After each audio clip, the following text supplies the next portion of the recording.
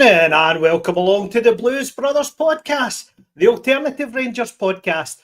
In the week that was, Rangers started with that 2-2 draw against Dundee United, where our defending looked like a bad round of Jenga. One wee bit of pressure and the whole back line came tumbling down. Then fast forward to Rugby Park, Rangers rolled the dice and somehow landed on another big shiny 3 goals. The second time against Killie this season.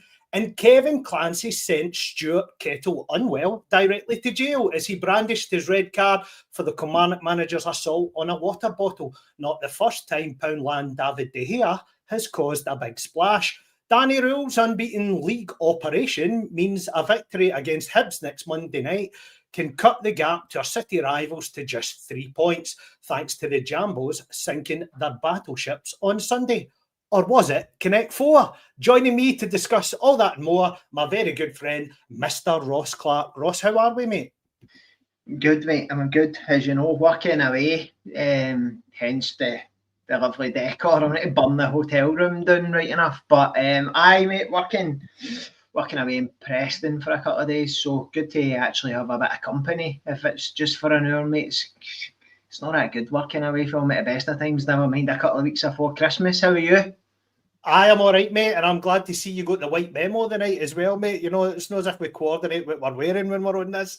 But I'm doing all right, mate. I was in Glasgow yesterday having a few drinks, to be honest with you. I hadn't been there in a while. Went for a wee Italian in a place called Little Tuscany.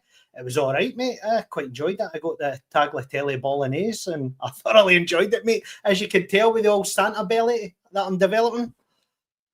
I was the same, mate. I was out for a wee Italian last night on my Todd, but it's one of the ones that stick you in the smallest table in the full restaurant that seats 800 people, and then they've got the cheek to whip the other placeholder away so that everybody knows you're a lonely bastard, eh? But the move. So, mate, I know we could talk about the weekend, but let's just jump back a wee bit to Dundee United, because I think it's pertinent in showing the transition in the games and maybe what the manager done differently. I thought we were a bomb scare up at Tannadice defensively. I think every time Dundee United looked to go forward, we looked in big trouble. I know that the manager alluded that Tav was a wee bit under the weather and it's maybe why he possibly underperformed, but the partnership of Giga and Fernandez was probably the scariest it looked since both of them been in the team. Was that a concern for you, or did the amount of chances we created going forward sort of counteract it? It was a sort of game that had a bit of everything, eh? I think the stats tell you that it was our most productive attacking game, but I thought that partially that was because rather than controlling it and maybe not creating much but not giving much away, it was a bit more open and a bit more end-to-end. Should I come away with a win, Davie? Some of the chances we miss are still the amateur level at times. It's frustrating, isn't it, that you're looking back on those kind of performances and those points now, and as you said in your intro, you've got a chance to go within 3 points of the team that I think will win the league, if it's not us, and just small margins are what have cost us historically over the last few years. No beating Falkirk, no beating Dundee, no beating Dundee United, no beating Livy, no beating Motherwell. They're the kind of games that have really cost us, and you just hope that that's not going to be a similar story this season, Davie. I listened to Kevin Thompson on his podcast with Charlie Mulgrew the other day, mate, and they were doing a sort of breakdown how they think defensively Celtic should play, right? But when Kevin Thompson was talking about it, he was giving his input when Davie Weir was at Rangers. He said that Davie Weir never had great pace, but he sort of positioned himself well so that he got a good read on the game. Is the lack of the fact that we our two centre-halves probably lack that leadership, and again, none of them are very commanding, that why we're so open? Because one doesn't know whether to stay and one doesn't know when the other one's going. I think Giga's got a bit more recovery pace than what Fernandez has, but Fernandez is maybe a bit more physically imposing than what Giga is. So it's maybe not just the right blend, and that's maybe why we look under pressure, because the minute the ball goes forward quickly, the ball in behind again, troubling us as it has done the last 2 years, but particularly when they two are playing at centre half. I think although Giga has played at a decent level, played in the Champions League last year, I don't think he's the finished article. Fernandes is obviously, he's no young, by the way, 23 isn't a young player in the modern game, but inexperienced at the level in which we're asking him to go and perform, and inexperienced at the pressure that comes on you when you play for a club like Rangers, where the expectation is to win every game. You don't get that at Peterborough, lower level England. Giga surprised me. I thought that he would have been further on, but having had that kind of Champions League experience and stuff last year, I thought that he would have been a bit further along his development than he seems. But to be honest, every time he steps foot on the park for Rangers, to me, it looks as if he's shiting himself. It doesn't look to me like as if he's composed. He's obviously got attributes, and I think Fernandes, as John says, is coming onto a game. I think you can see the green shoots of something, but further to your point, him next to a Davie Weir, next to a Connor Golson, next to somebody who's been there, done that, bought a t-shirt, I think you would see a bit more out of him. And that's the issue we've got, Davie, is that the three fit centre halves we've got are all inexperienced when you think Enciala, Fernandes, Giga, and the one who has got the potential to bring back some experience when he gets fit again, John Souttar's not in the best of form. So all that in itself adds up to a really unsettled, unsure, unsteady spine to that defence. When you add into that Magoma being so inexperienced, Tav maybe being a bit past his best, I think we can all agree that he's past his best. And Aaron's maybe not hitting the ground running the way we thought he would either. And again, experience lack of games throughout his career, and he's no young either. Then I think the whole defence is an issue, and none of them have got the experience apart from Tav and Souttar, and both of their forms aren't great for different reasons. So I think that it's a whole culmination, but I would definitely say that Fernandes, looking now, I think once you get an experienced head next to him, he could offer us something going forward. Whether he's worth $3.5 million smackaroonies right now, I don't know. But I can possibly start to see the potential that we've bought in him, Davie. No, that's fair comment. We will then take it to the Kilmarnock game.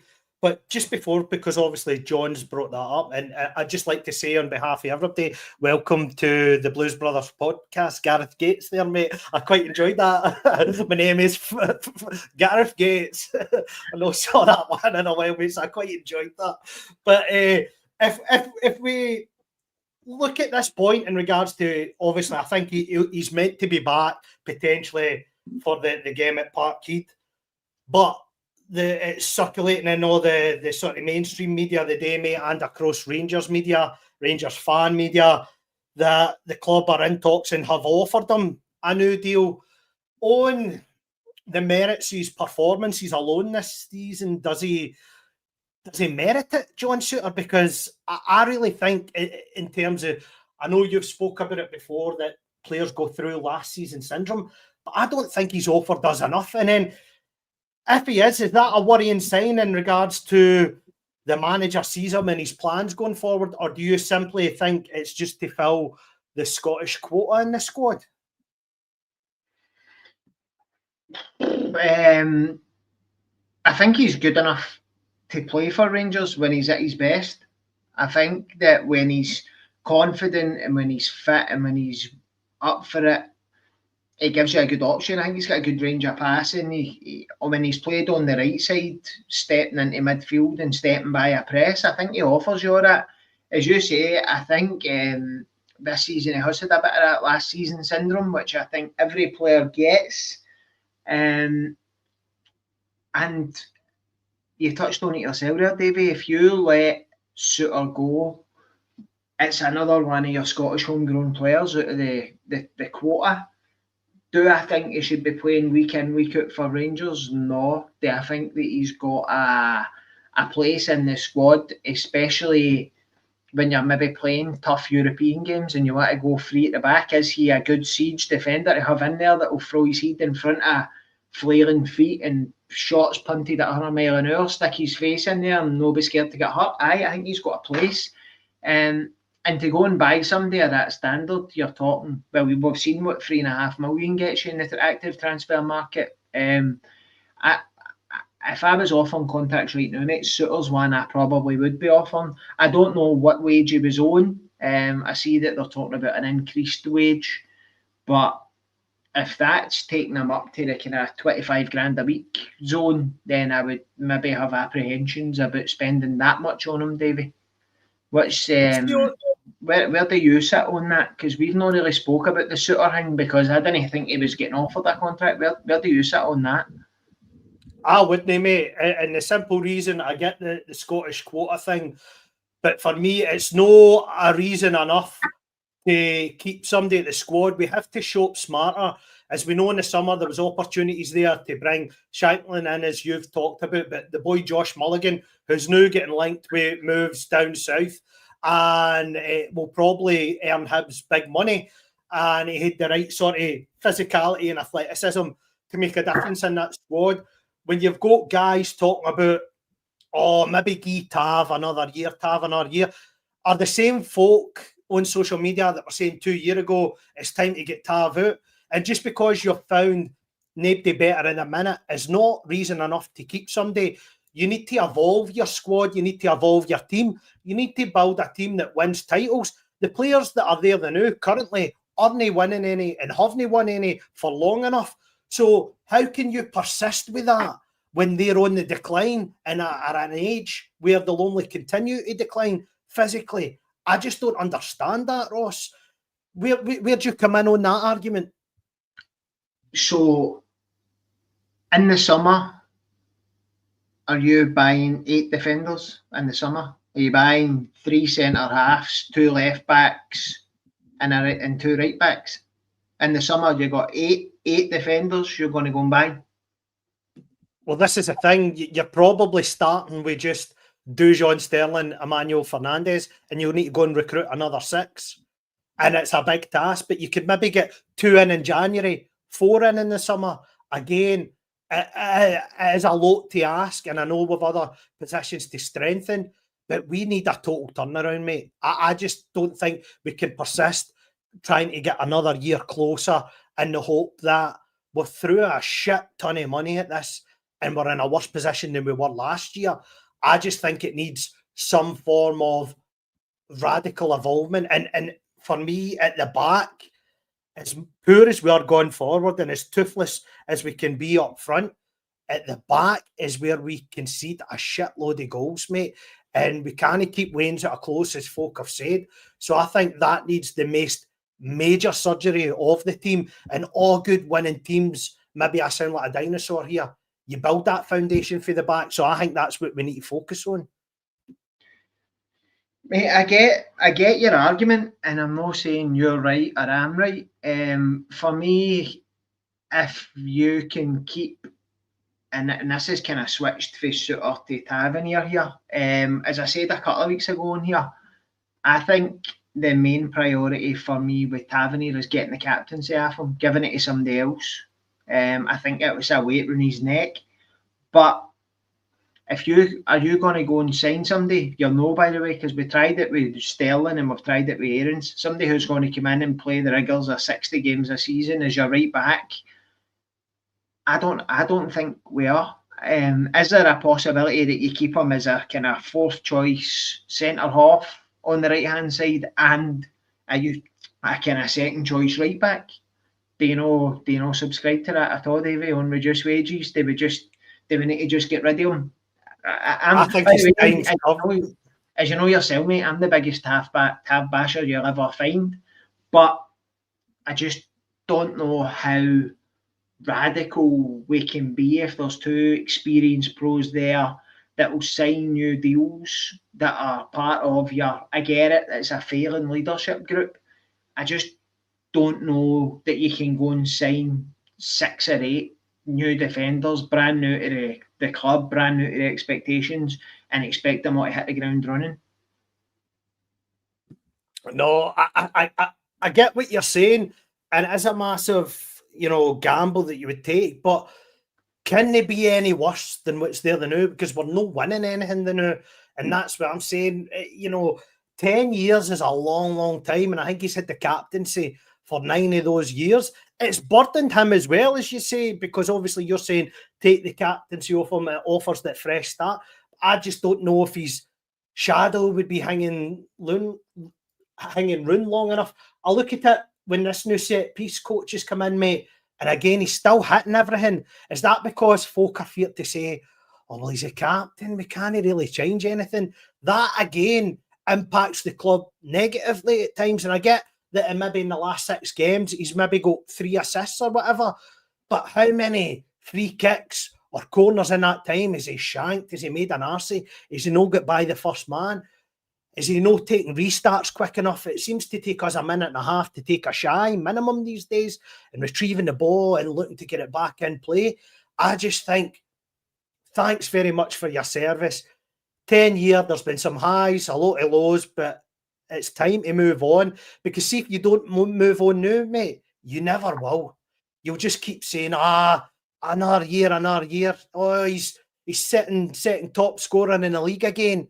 We need to keep him. No, we need to evolve. And I just think the longer his shadow hangs around, mate, it hinders us. It's probably a fair point, mate. It's probably a fair point. So if we move on then to Kilmarnock, 3-0 victory, mate, on the plastic. 8 o'clock kickoff on a Saturday night, mate. What's your thoughts on that, first of all? It's not for me, that. No, having it. Mate, Kilmarnock's Park's the worst part in the world, Aye, it's definitely the worst within the league now, 100%. I've been on it once and went to my kite in front of 13,000. I was there when St Johnstone were playing Kilmarnock, mate, when Xander was playing, and my mom won the half-time draw, and it was like the prize was you got to go in the park and have a shot for like just outside the D of the box to try and hit the bar. And I went on with a pair of sannies, mate, and went fucking right up in the air. Terrible part, mate. Terrible part. This stuff happens to me, mate. But see, if we look at the game, how do you think we were, mate, in an attacking sense? Because I felt it was a bit limp up until the point that it was scored. But is the goal and the way that Miovski took it the sort of monkey off his shoulder that he needed? You would hope so. Strikers thrive on goals and confidence. The second goal, it possibly, in my opinion, doesn't score if he's not got the confidence and the wee boost for the first goal. The first goal's like, that's exactly what we've been talking about, David. It's what I've been crying out for. That's the kind of goal Shanklin scores. That's the kind of goal Chris Boyd used to score. That big stramage and just toe poke it, get it on target, goal. And we've not had that. He's not offered us it. He's had chances and no finished them. So we've been here before when he scored his first goal and we went, hopefully he kicks on after that. But that's all we can do, innit? All we can do is hope that he kicks on and goes on a run of consecutive games, because by God, with the ties we've got coming up, we could be dealing with somebody that's getting 2 chances and scoring 2 goals, Davie. It was an instinctive finish though, wasn't it? Although it'd be interesting to get your thoughts considering the position you played, mate. I wasn't convinced by their keeper in the slightest. But, I mean, he took it well, toe poke. At the end of the day, he manufactured it himself, very little backlift. But, again, you've got to commend him for taking the opportunity on. But I kind of felt their keeper sold it a wee bit. I don't know, mate. It's hard. I do think it's hard when you're a goalie who's moving across goal. So all his weight's on his right foot, waiting to spring because he thinks he's going to put it. If any shot, both his goals actually, a left footer, you're expecting to put it into the far post, and he's cut the 2 of them in near post. So I think you can excuse the goalie on them. In my opinion, certainly from your point of view, we can excuse the goalie. I wish more goalies would let in shots like that for us, rather than the usual worldies, mate. It feels as if every time we play against a team, their goalie has an absolute worldie. but no, Miovski, we know he is a finisher, but he's just not proven it to us. And I think we spoke about it on here. Is that lack of game time since he left Aberdeen? Is he just no sharp? Is it being asked to do a different role under Russell Martin and now being asked to do different again? Or is it confidence? Is it the weight of the Rangers jersey? You don't know. All we can do, mate, is hope that they 2 goals at the weekend spur him on and he goes on a wee run for us, because by God, could we do with somebody going on a run of scoring goals for us? See, I think he's a better player, or he prefers to play on the shoulder, mate, with the ball getting slipped in down the either channel, or the ball coming over the top. Do you think the introduction or the reintroduction to the team with a fit Mikey Moore playing as a 10 would allow that to happen? Because I think he's comfortable travelling with the ball, mate, committing players. The more he's in the team and the more centrally that he takes up these positions, does that free up Miovski in a way that Asgard could never? Potentially. I mean, I can't remember, was it Raskin or Diamandi who made the space for him against Alloa and put him through, and he absolutely blundered it out of the bar when it was easier to score. So I don't think Miovski, it's not as if he's not had chances. I don't think he's been as hot as he was at Aberdeen, and I think that he's going to be a confidence player. I think that Mikey Moore is naturally, if we can get him fit and firing, in that 10 is going to commit players, which again, we spoke about a couple of weeks ago. We don't have any that will take on the ball, right there. If their midfielder comes to press, we pass it sideways too much. If you can take him on and get through that press, you've then got 2 centre halves, one of which has got to come out to you to block the shot, which then frees up a space for a striker to move into. And we've not had any of that. We've also not had, when Miovski's came short and the defenders came with him, we've not had an attacking midfielder who would run beyond into the space that they 2 leave. So it'll be interesting to see Mikey Moore walks back into the team, because, as you say, Asgard's had a shot at it. Diamandi's had a shot kind of playing that one further forward. Him and Raskin have both had a shot as 2 kind of box-to-box 8s with Barron sitting behind, and none of them have took their chance. The only undroppable I think we've got in midfield now is Connor Barron. Your free signing for Aberdeen that everybody said was just coming in as a squad player, wasn't going to be good enough. And he's your one undroppable for me in midfield. See, on that, now you touch on 2 players that we'll come back to separately. But the first one is in regards to Connor Barron, Ross. Is he our 6? And should he be our 6? Because I think he does his best work off the ball. I think he's comfortable passing the ball 4 or 5 yards, getting it to somebody that's better. I think when he picks the ball up and he tries a deep pass, sometimes it doesn't come off. I think he's along the similar lines as you alluded to last week, Ryan Jack, that if you keep things simple, he's that type of player and he benefits. You look at Cammy Devlin at Hearts, if you do keep things simple, look how successful you can be in a team that everybody knows their responsibilities. I think the problem comes when it's almost as if there's too many cooks there all wanting to do the same job. Raskin at times comes too deep. Diamandi doesn't really know what he's doing at the minute. He's looking to try too many things and none of them are coming off. And then he in fact, we'll park him the now because I want to come back to him separately. But does Raskin almost get in Connor Barron's road the now, mate? Coming into the 6, should Raskin just move that 5-10 yards further up the pitch and leave Barron where he is to do what he's doing? Aye, we spoke about it last week, mate, when we were talking about John Walker's montage. Aye, Connor Barron is sitting deep to allow Raskin and Diamandi to get forward and go and affect play, but Raskin is constantly coming down is constantly coming into Connor Barron's zone. As I say, is that because that's where he plays for Belgium and that's where he wants to catch the eye, sitting in that wee pocket to keep his World Cup dream alive? Obviously, Diamandi's seen the night when the Ivory Coast teams came out that he's not gone to AFCON in their initial squad. So, I alluded to it last week, I think Raskin could be the same. I think he'll go to the World Cup, but based on his current form, I don't see him playing for Belgium. On Barron, I think everybody does him a bit of a disservice, mate. His shooting leaves a lot to be desired, but I actually think he's a bit more useful on the ball, spreading passes. I think he passes forward a lot more than, say, a Ryan Jack would. And do you know what he is? He's a plug and play, isn't he? You can say to Conor Barron, do this, do that, and he'll just go and do it, and he'll be a minimum 7 out of 10 every week for you.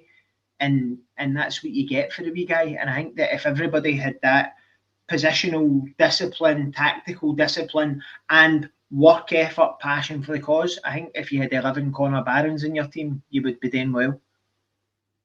Now, you touched on a player there in Mohamed Diamande. Obviously, you said that he's been left out the Ivory Coast squad for the AFCON, mate. So that means that we've got him now. I don't know whether that's a good thing. Maybe it would have been better for him to go away, because personally, it looks to me, body language-wise and performance-wise, he's completely chucked it. You look at the last European game, you know, it might be classed as a soft setting yellow domestically, but in European football, you're never getting away with that, leaving a wee bit in, whether it be, you know, elbow contact, throwing an airman, or, you know, a petulant kick or whatever. But he's renowned for it. He's doing it almost all the time now. And then you look at the incident where I personally believe that he should have gave away a penalty, mate, because if I'm screaming for the Czerny one in the cup last year, then to me, that is a stonewall penalty. Starts outside the box, but continues on the line and inside the box. It's a penalty all day long, isn't it? It's one of the only times in this whole my 37 years on earth that I've ever agreed with Stevie Frail, whereby it's easy saying it's not a penalty, the ball never went anywhere near where he was fouled. But if I'm a Kilmarnock fan, my argument is if Watson makes that run into the box and hits the penalty spot, somebody could go and meet him, and it leaves somebody free. It's impossible to tell what scenario plays out if Watson's allowed to make that run. And for me, I feel as if I'm a broken record on here tonight. We've spoke about this umpteen times over the last 3 or 4 weeks. Diamandi's a man down for us at the moment. He's not offering us anything going forward, and he turns up to every tackle 5 minutes late. The ball's away, and he comes in and he's barging folk, he's pulling at folk, he's kicking at folks' heels. And for me, when we've got a defence as frail as we're at times, it gives away a lot of needless free kicks, which gives opponents opportunities to get balls into the box. Ross, see on the point that you're making now, I've just got a wee question to ask you. We invested $4.5 million in this guy. Are we currently getting a return on that investment? Nope. I've never been a fan of him, but Davie, I've got to say I've got unconscious bias here that I've no took to Diamande since we first signed him. I've been on other podcasts and spoke about this. He's a player who turns up in Old Firm games. He used to, up until this season, turned up in Europe. When he's got a bit more, exposure. When it comes to sorry, mate, my computer went mental there. When it comes to your run-of-the-mill league games, your Livy away, your Falkirk at home, I think he's an invisible man. I think he has been for long enough, and I don't think we'll ever see £4.5 million back for him, to be honest. I've heard folks saying to me, he's an £8 million player all day. You would get that for the English Premiership, and I'm like, I don't see it personally. I could be wrong. I've been wrong 99% of the time. I'm not right, Davie, but on this one, I'm quite happy to put my neck on the line and say that that's £4.5 million you'll not see again. Absolutely, and on to John's point, I think that's $9 million that we'll never see again, to be honest with you. We look at it, obviously it's rumoured that Oscar Cortez is on the way back, but just on the Diamande point, Ross, right, what I want to say in regards to it, can you tell me off the top of your head, just flippantly, when was the last good game he had for Rangers?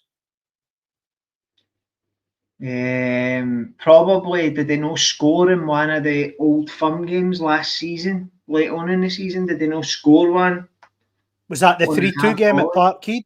No, Raskin got 2 and Igamani got, but he had a good game that day, didn't he? Mate, old firm games he shows up. Mate, I would add to your £9 million and put £3.5 to £4 million Bajrami, £4 million Ben Davies. Again, we've said it umpteen times. The more we spend on players, the less we get for them. You look at Raskin, £1.5 million did we get Raskin for coming to the end of his deal? £4.5 million for Dio, £3.5 million for Bajrami, Connor Barron, 300 grand or 400 grand tribunal. Centre backs, it's the ones we've got. Leon Balogun picked up for next to nothing. Connor Golson picked up for next to nothing. It's the ones that when we've got a budget to spend, we seem to fail. But when we go bargain basement shopping, we seem to do all right. Jeffy, Igaman, etc., etc. No, that's a fair point you make. Obviously, it looks like Neil's Coppin's been busy now, but Twitter, liking folks' tweets that say that we got rid of him too soon and all the rest of it. But see, on the Bajrami point, Ross, obviously everybody was speaking after Tannadice that he looked a good game. Player Bottle stepping up to take the penalty, last kick of the ball. 21 minutes, I get that surface isn't great. But probably his lack of football and the fact he was playing on that surface. Now he's out injured and we don't know how long he's got to be out injured for. Again, he's not somebody you can rely on. He might have had a fleeting performance against Dundee United, but he's not somebody that we're going to be able to rely on regularly, is he? Mate, Bajrami is the epitome for me of one of the players who'll give you a 9 out of 10 one week and then he's back to a 4 out of 10 the next. There's no consistency there. He's capable of doing great things, but 9 times out of 10, he doesn't really offer much, and that's historically what's he been here, a season and a half, 2 seasons. So I mean, there's definitely a player in Bajrami, but we've not seen the best of him. And he's another one, mate, that if you were to sell him the Morad, you'd get your £4 million back from. No, absolutely no, mate. So I want to touch on the contentious point for the game in terms of our supporters and in the stand. I don't know where you stand on no pyro, no party, mate, but it broke yesterday that was apparently an 11-year-old boy had got injured amongst their support. And I get that we've got this fine looming over us. I think it's about 50 grand and we'll need to pay 50 tickets that'll get suspended for whatever away game they choose. So that's 50 Rangers supporters losing out on a game that they should have been going to, all because of their own fan behaviour. I get it looks great and it's a spectacle, but what is the answer to solve this, mate? Because normally 9 times out of 10, you'll see, and you can see it across the city, when you've got that sort of rebellious culture within the support that doesn't toe the party line, the worst thing you can do is sort of tell them not to do things, because what they're going to do, they're just got to keep on doing it. So, you know, is that we us not having a chief exec the new, obviously we've got the boy covering it interim, but we us not really having a day-to-day figurehead. How can we sort this out as a club, mate? Because we have to sort of fix this. As good as the Union Bears and the away support are, and they're always vocal, and I would always be proactive and encouraging that, but can we continue with this pyro stuff? No, the simple answer is no, it can't continue. But Davie, see if me and you and the 20 odd people that are watching this live, they now get together and go, let's club a door together and put on a display, and we all go and buy flares, or we all go and buy smoke bombs, and we go into the stadium and we go, right, I go for it, and we light them. What can the club do about that? What can anybody do about that apart from the Union Bears, without then going to war with the Union Bears and starting to ban them for games? And because that in itself's a treacherous road to go down. As you say, you're seeing that at the other side of the city, whereby they're rebelling against the board for rebelling against them, for rebelling against the board for rebelling against them, and it just continues forevermore. I would like to think that the club and the Union Bears, obviously the club have been good with the Union Bears. They've relocated other people out of seats they've had for 20, 30, 40 years in order to give them a section in a more prominent area. I would like to think, mate, that the Union Bears will now see from the actions of a kid getting hurt. If you take your niece or your nephew, your son, your daughter, your granny, your granda, if you take somebody to a game of football and they get hurt by something that's no part of the game, then it leaves a sour taste in your mouth. And also the club then guilty of the repercussions of that, or the repercussions, depending if you read it on Twitter or not. Where that kind of blame lies. But I don't want to see anybody going to football and getting hurt, mate, especially I know somebody I live in. I've got a daughter I live in myself, and the thought of her going to enjoy a game of football and getting third-degree burns or whatever injury the supporter got doesn't sit right with me. But I would like it to be through a collaborative approach for the club and the Union Bears and the Copeland Collective and all the fan groups to say, right, listen, it looks great, but it's now costing the club. If you start going down the route of the Union Bears are banned for the next 2 games, we've seen where that leads, because they'll find a way to get in, and then it starts escalating and it becomes us v them, when really it should be everybody together. We can't do it. Somebody's now been hurt. So for me, the proof in the pudding's in the eating. It's always been it's no safe to do it, but nobody's ever been hurt by it. Whereas now somebody's been hurt and it's a child. Maybe it's time to go, aye, fair enough, you were right, somebody could get hurt. Is Curry's point a pertinent one? Is there scope to have a safe pyro, almost safe standing sort of thing? Because I don't want to get too political on the podcast, but I think, we live in a society now where we haven't moved on for the 1980s in Scotland. You can go to the darts and watch Premier League darts in Glasgow and have a pint watching it, but you can't at the football.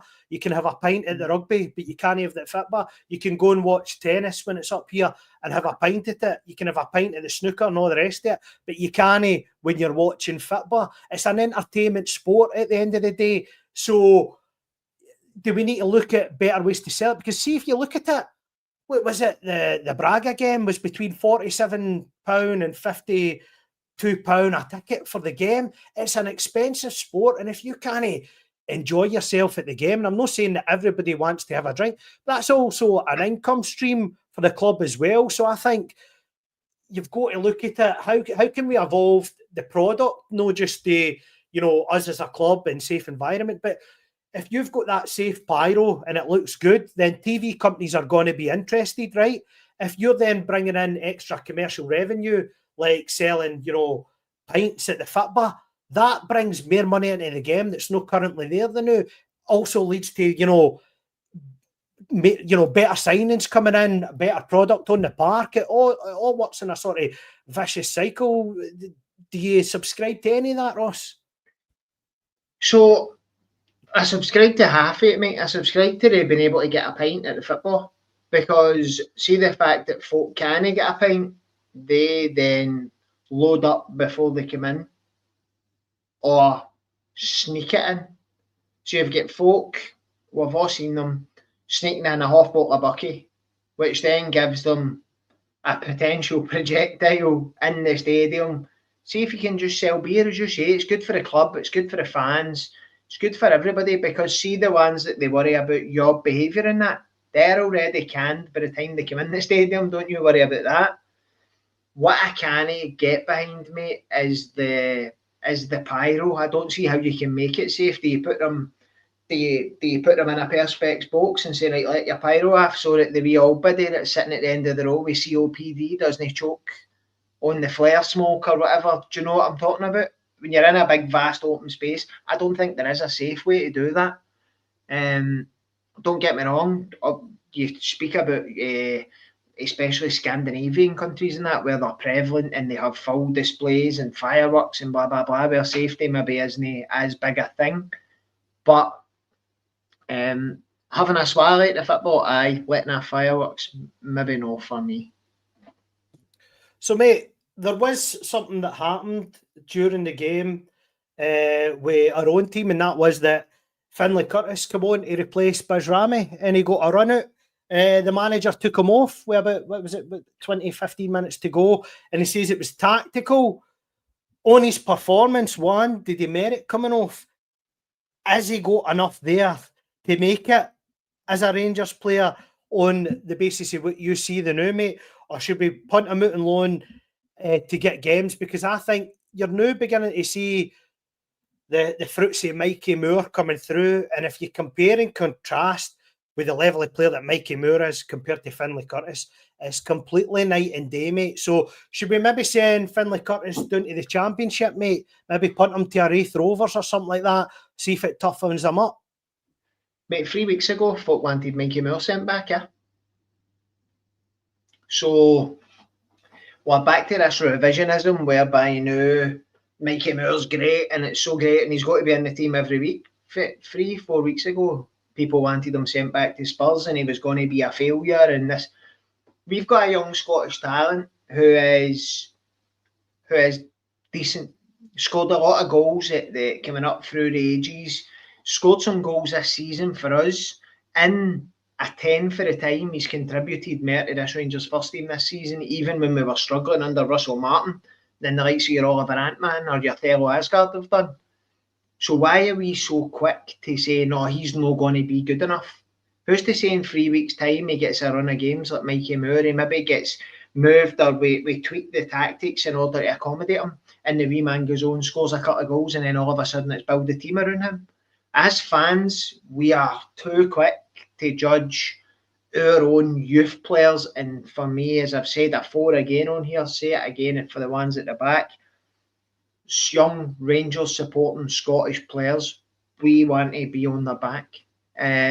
I seen folk at the weekend say, oh, Curtis, there you go, all yous that were shouting and Curtis wanting to have him back in, and he's come in and he was crap.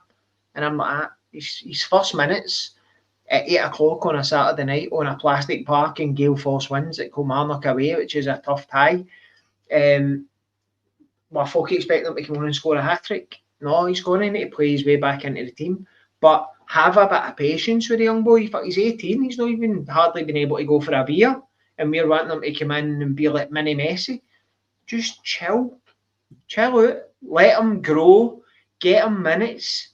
But I think he's infinitely a better option on the right wing than an Ant-Man or coming in off the left if you want to play Gassam on the right. Give him a chance, give him 3 or 4 games coming in off the left rather than putting Thello Asgard back in there, because they've had a chance. The big guys know had a chance, and for all we know, he could be the next Nathan Patterson that comes in, has a good 6 months, and then you punt him for 16 million to Everton.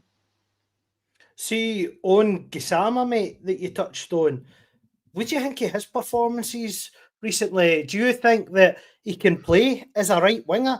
I know Alan McCoy said the last European game that we had that he thinks he's the only transfer that gets a pass mark.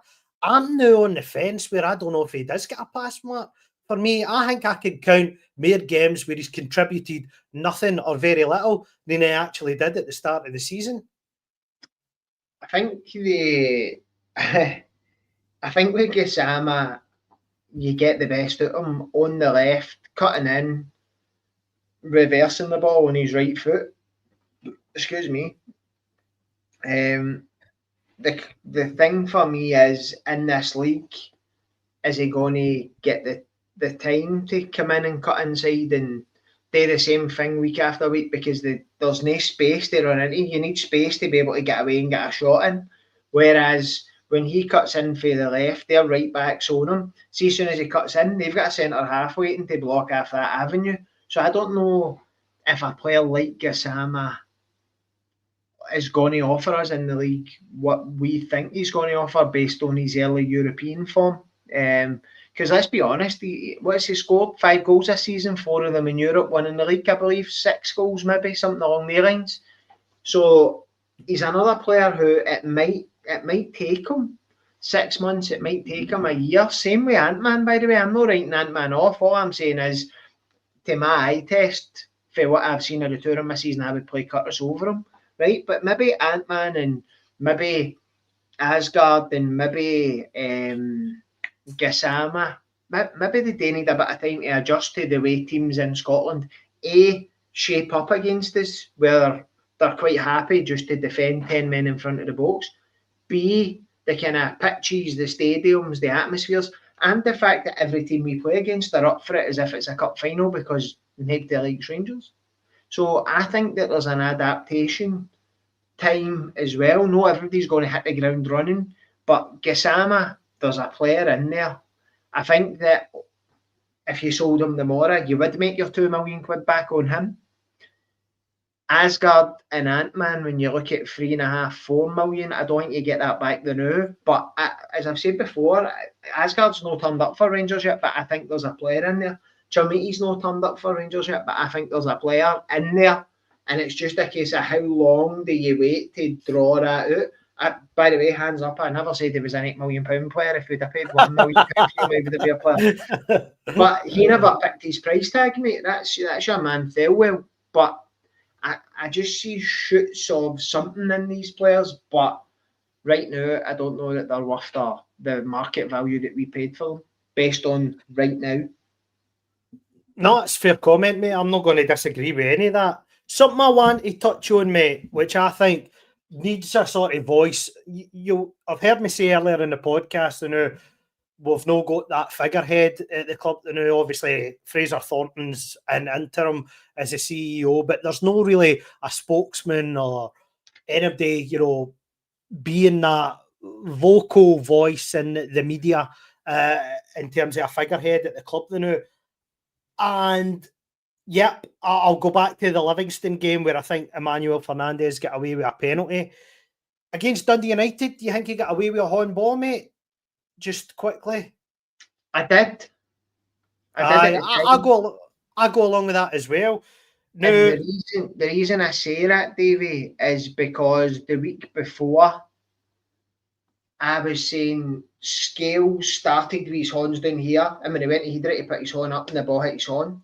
So see, for me, it's the opposite. See, when Fernandez jumps, his hands are up here, and see when the guy in front of him jumps, his hands drop down, and he's put his horns down towards the ball.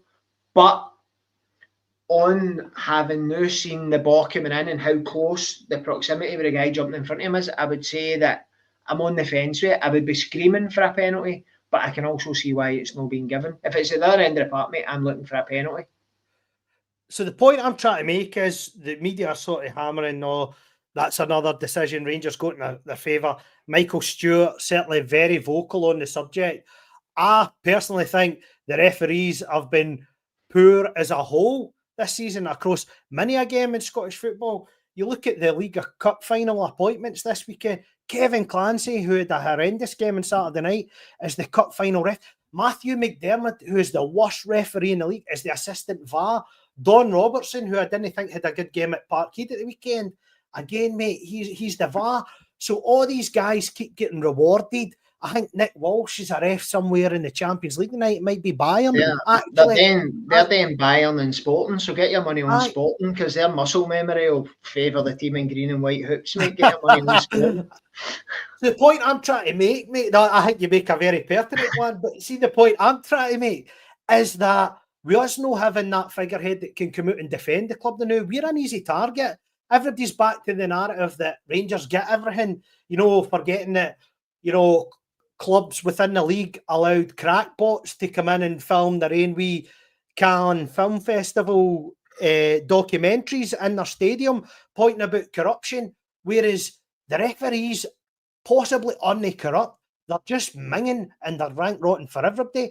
And we're fair enough to call it out when decisions go for us. I think the Fernandez one against Livingston's a penalty. I thought against Dundee United it's a penalty.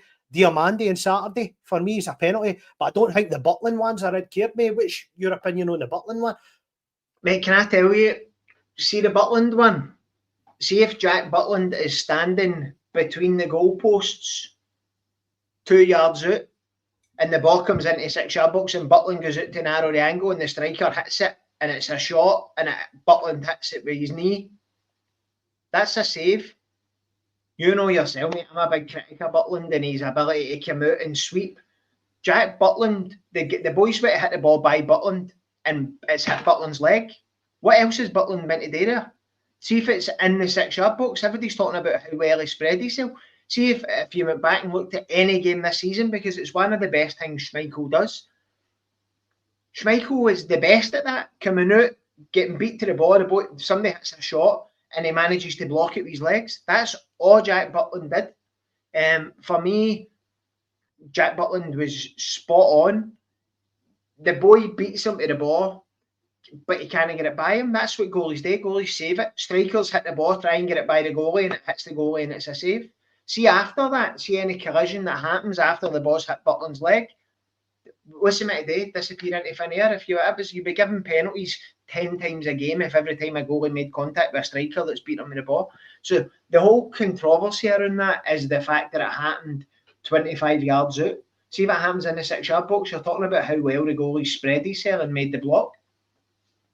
See, on that, mate, as well, is there an argument to say that, as many people have pointed out, that Tav is covering? But also, on that, I'm going to ask you this question. Is Bruce Anderson already on the way down after he touches the ball because he's no got it under control? Aye, he's done exactly what Max Aarons has done at the end of the Dundee United game. He knows that if he hits the ball, there's going to be some form of contact. The difference in this one is Jack Butland, he hits the ball, but rather than the ball going by Butland where it's back in his play, it hits Butland. Butland stops the ball. So Butland's intercepted the ball, which is what he's out there to do. So for me, we've seen it with Max Aarons getting a penalty, which, by the way, I'm still... if that's given against me, I'm raging. Because I think that Max Aarons toe pokes the ball and he's never getting on the other end. He's already gone down and the boy tries to pull his leg back. If that's given against you, you're raging. But I can see why it's been given. But as you say, mate, all this comes back to is the referees in this country are absolutely honking. And the reason they're honking, because they've never kicked a ball in their life before. They've been, these guys, Nick Walsh, Matthew McDermott, they've been referees. Nick Walsh was refereeing junior games when I played with Yoker in 2010, and he's only about 21, so he must have been refereeing their games when he was about 11, because they've never played football, they've never been good enough to play football, so they want to be involved, and they go into refereeing, and they don't understand the way football's played, what natural contact happens in football, and the laws of the game are also written by referees who've never kicked a ball in their life either. I'm convinced that the more time goes on, and the way they move the rules about, I'm convinced that they don't know what they're doing. No, again, it's fair. Obviously, they're led by Wee Wally, mate, and Wee Wally's last year as a senior referee was horrendous. Was it no the playoff game? Was it he had a broth or something like that? And the amount of decisions that he gave, mate, honestly, horrendous. And that's the guy that we've chose to lead us into the 21st century. And I just think he likes the sound of his own voice on the show with Gordon Duncan. It's not going to improve the referees. You need somebody to come in to actually take it on and actually tell us what we're not doing, because our refs aren't getting invited to all the big major tournaments to handle big games. And VAR, the way it's gone across European football, we're doing the mic'd up stuff, right? Yep. Where they're all talking through their decisions. Our referees, when you hear them on Wee Wally's show, they talk to you like they're school teachers. They talk down to you like you're scum, like it's the police trying to nick you. No, that I've been lifted in my life, but what I'm saying is that's the kind of vibe that they give across, mate. And I just think, I think we should put a disclaimer out there, mate, that no everybody that's led with a Wee Wally's a bad guy. Do you know what I mean? Some of us are all right. No, I'll take that one myself, especially, mate. But let's move on then, mate. We go to Hungary on Thursday. We play Ferencváros. I know you said on the pod 2 weeks ago, mate, that you're writing off the Europa League and you don't care. But is it the fact that we play Hibs on Monday night next week? Does it allow us a free hit in this game where we can be a wee bit more workout, you know, what we can do, or are we that limited now with squad selection that we need to try and keep some form of momentum together and maybe it's more important not to get beat rather than to impose ourselves on them? Don't know, mate. I'd like to be a fly in the wall in the changing rooms or in the manager's office when they're discussing these games, Davie, because for me, I want everybody fit and healthy for the league. I've said on here for probably the last 6 weeks, I believe there's a league to be won for Rangers this year. I think Hearts, no offence to Shanklin T96, thanks for joining us in the chat. We really appreciate it. Having a soft spot for Hearts myself, obviously, my brother playing so many games for them. But Hearts, I don't think are here for the long haul. Celtic, I don't think are insurmountable. I think they'll drop points all season. So for me, I want our players to be gunning for the league. But you've reeled me back in, because if you beat Ferencvaros and then you remind me who we play the next game before we go to Porto. Oh, you've put you on the spot now. Two winnable games, Davie. 2 winnable games. If you get 6 points for your next 2 games and you're going into the last game with 7 points, 10 qualifies you, and Porto are already qualified. Does that Ludogorets, mate. Ludogorets. Does that then open the door that maybe Porto are already qualified by the last game and they play a weakened team and you could end up qualifying? Don't get me wrong, it would be the greatest escapes, but if it's going to be to the detriment of our title push, then I don't care about Europe. But if Danny thinks we can make a go of it and maybe get 3 wins out of 3, then I'm all for that as well, Davey. So you did touch on next Monday night being the big important game, and we'll touch on this before we come to the draw for the competition tickets. But you beat Hibs next Monday night, mate. You go within 3 of Celtic. We us been a complete bin fire as we have been all season. That's absolutely incredible that one of the worst Rangers teams that I've ever saw is within 3 points of them, albeit they will have a game in hand, but they've got to win that game in hand. So now is the time to put pressure on. And in years gone by, we've not been great at putting or applying that pressure when we had a chance to cut any sort of gap, mate. So our next game after that in the league, I think, would be Hearts. So, now is the time to get yourself back in the fight if you've got the desire for it. Mate, I think we're a squad capable, but as you say, for the first 3 months of the season, we were an absolute bin fire. Listening to, we've not gave Andy a shout out, might as well do it now. I was listening to the review yesterday when I was driving down to Preston, and they were saying Russell Martin had 5 draws, 1 win, and a defeat in the 7 games he managed this season. Rules came in 5 wins, 2 draws.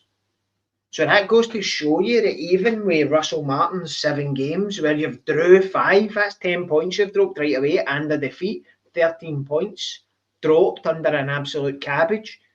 But you're still only 6 points behind with 3 Old Firm games to go, 3 games against Hearts to go, 3 games against Hibs to go. So there's plenty of points to be won, lost and dropped for all 3 teams. So, mate, I can't believe that we were so bad, such a bad start to the league, and we're still within touching distance. And a few folk have accused me of being kind of down on Danny Rule, and I'd like to say I'm not down on anybody, but I still do think you can ask questions, and you can question starting 11s, and you can question substitutions, and you can question without saying I want Danny Rule sacked. Do you know what I'm saying? I feel as if people, up until recently, if you say one word against Danny Rule, it's as if you're pushing for the guy to lose his job. I don't want to lose his job. I was one of the last people on here to call for Russell Martin to get sacked. I was still sticking up for him when everybody else had jumped off the pier. So Danny Rule has got my backing, but this is the part of the season where we notoriously fall off a cliff, and any title hopes we've got between December and January over recent seasons, we come on, we got so close, and then it got to January and we dropped the ball again. We can't afford to do that this year. So hopefully the unbeaten run continues, and we see the way Blair Malloy spoke about it, was the first 7 games we were terrible. The next 7 games we've been decent. The next 7 games will really define whether we're in a title charge or no. And I buy into that. The next 7 games is a tough run of games. And if you can come away for that with maybe 6 wins and a draw, 5 wins and a draw, a couple of draws, 5 wins, a draw and a defeat, I don't think you'll be too far away. You're on mute. Oh, sorry, mate. Schoolboy error there. So what I'm going to put to you, mate, then, we're playing Hibs and playing Hearts. If we're going to have any realistic chance of getting back in the title race, we can't accept anything less than 6 points. Do you go along with that? Yes. I think we need to wait a wee second to look at the upcoming fixtures, mate.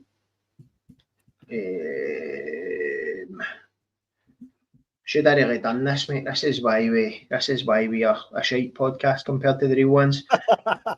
Hibs at home, Hearts away, Motherwell at home, St Mirren at home, Celtic away. For me, for us to be in a title challenge, we need to win 5 out of 5. If we can win 5 out of 5 of them, I think if you win 5 out of 5, you leave that Old Firm game on top of the table. No, I go along with that 100%. The thing is, I know momentum is key in football, mate, but as bad as we've been, if you've got that nucleus of the squad together and winning becomes a habit, look what it's done to Hearts this season. When they had the wee drop-off and they had a couple of guys missing, they still had enough about them to have that confidence to go and get the big result on Sunday. One point I want to put you, mate, before we do the competition draw, obviously Giga is going to go to the African Cup of Nations, right? Shooter's not going to be back to the start of January at the earliest. Have we got an opportunity to throw Sterling in, or is it too big a risk with his sort of injury record? I get that he's registered Sterling for Europe, so maybe Thursday might be the game that he appears or plays some form of minutes. But in order to be the guy that fills in for Giga, he's really got to start to get minutes sometime soon, isn't he? Aye, and that's it, mate. That's another Danny rule I would question. Why did we register a Dujon Sterling, who's notoriously bad for keeping fit and coming back after an 8-month layoff, when you've got an Enciala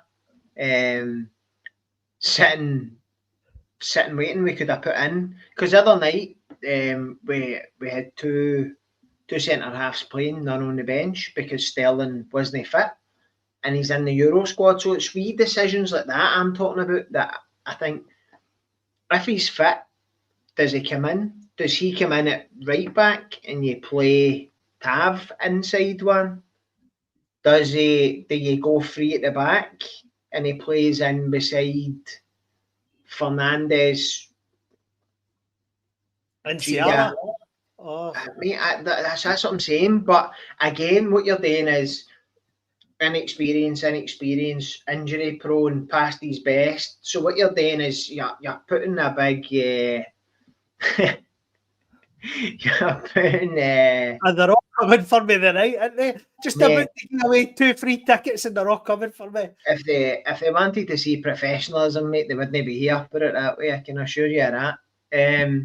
So, mate, I think that's the issue we've got now. We're trying to piece together a defence that's full of players that are right now not at the level. No, I think that's fair comment. Ross, the night, mate, I've enjoyed your company. We've covered a lot of ground, mate. I look forward to doing it again next week. But just before we leave, there is a competition that we've been running on the podcast for a couple of weeks. So all our Twitter subscribers, ex-subscribers and YouTube subscribers are all in the draw for the literal hat for the competition. I don't know if you can see all the names in there, but obviously it is to win tickets to the live Heart and Hand podcast with 4 lads and CJ Novo. It's to win 1 set of tickets, so 2 pair of tickets to go to the game. So I wish you all the very best of luck. Can I just say, Davie, that the people have not seen the work you've put in. You actually took a day off your work today to write 500 and odd names down on wee bits of paper, so full credit to you. I don't know if anybody could see it, but they're all there. I'd actually like you to put them up on the Twitter, Davie, just so that folk can appreciate the effort you've put into this draw, to be honest. So, right, here we go. So, there's all the names in the hat, right? We'll get a wee full transparency. Oh, one's fell out. See, you know, these can all happen. This is Rod Stewart all here again. Here we go, folks. Here we go. Never be live telly. Oh, they're all falling out, man. It's all Right. going horribly. The ones that have fell out are out, Davie, man. Come on. There we go. So, here we go. Best of luck to everybody.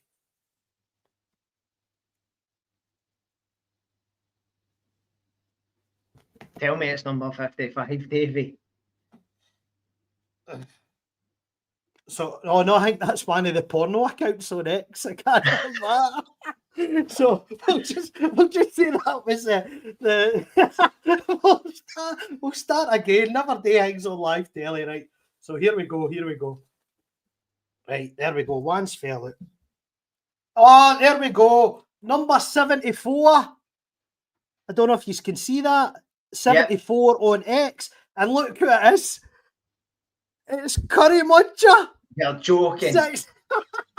Curry, well done, mate. You've won a pair of tickets to go and see us live. Not to see us live, to see Heart and Hand, Four Lads live. Mate, I'll never podcast again after that. Well done. Do me a favour, Davie. Draw another one and somebody else can have my ticket. There's no danger. So, well done to Curry, mate. Honestly, these things can happen. I will never perform a draw again. I think I've outdone Rod Stewart. So, on behalf of everybody watching tonight, I'm sorry you all had to witness it.